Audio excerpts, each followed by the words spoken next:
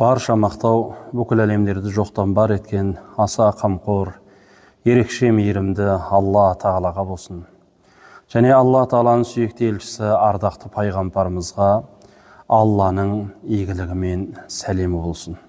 Бүгін сондай бір үлкен тақырып туралы сөз қозғайық деп отырмыз.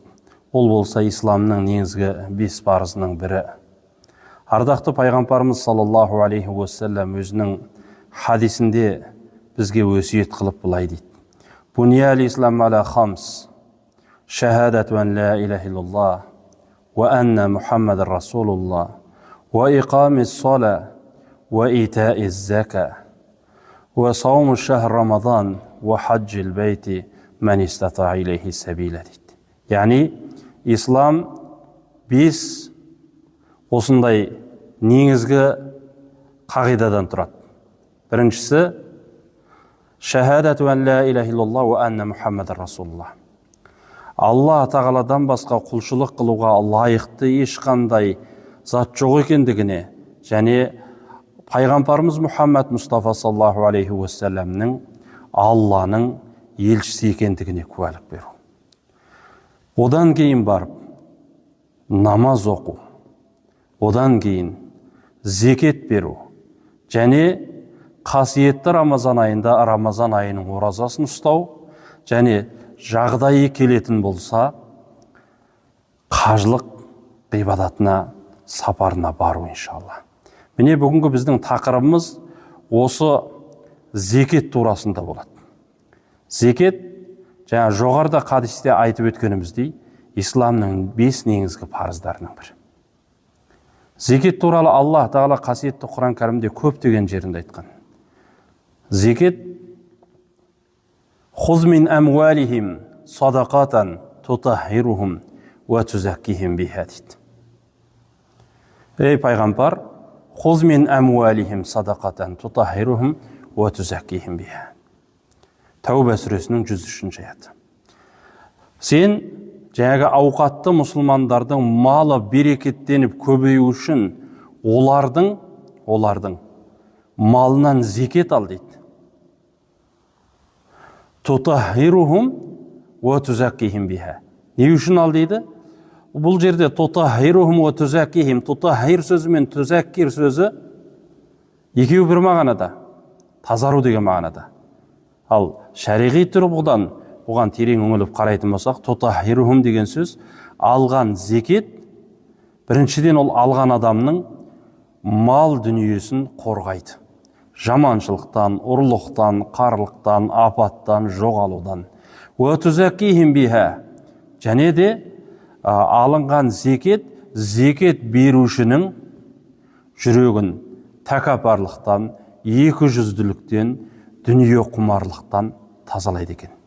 Яғни зекет, ардақты пайғамбарымыз саллаллаху алейхи уассалам өзінің хадисінде де алған қолға қарағанда берген қол қайырлы деп бекер айтпайды. Былай қарасаңыз, зекет берген адам мал дүниесін беріп жатқан сияқты, зекет алушы адам пайда тауып жатқан құсағанымен, зекет беруші адамның Алла Тағаланың алдында және осы дүниеде алатын сауаптары өте көп. Осыны түсінген біздің дана халқымызда батыр болсаң жауыңа найзаң тисін, бай болсаң халқыңа пайдаң тисін дейді. Яғни кімнің мал дүниесі нисап көлеміне жетіп, зекет беру парыз болатын болса, ол адам міндетті түрде зекетін беру керек. Біздің халқымызда айтқандай, бай болсаң халқыңа пайдаң тисін деп, әуелден ол нәрсені Алла Тағала сізге берекеттендіріп мал дүниені бергеннен кейін, сол малды Алланың жолына жұмсай білуіміз керек.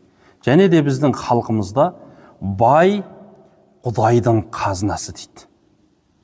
Ауқатты адам, Алла Тағала сол ауқатты адамға мал дүниені беру арқылы оны сынайды.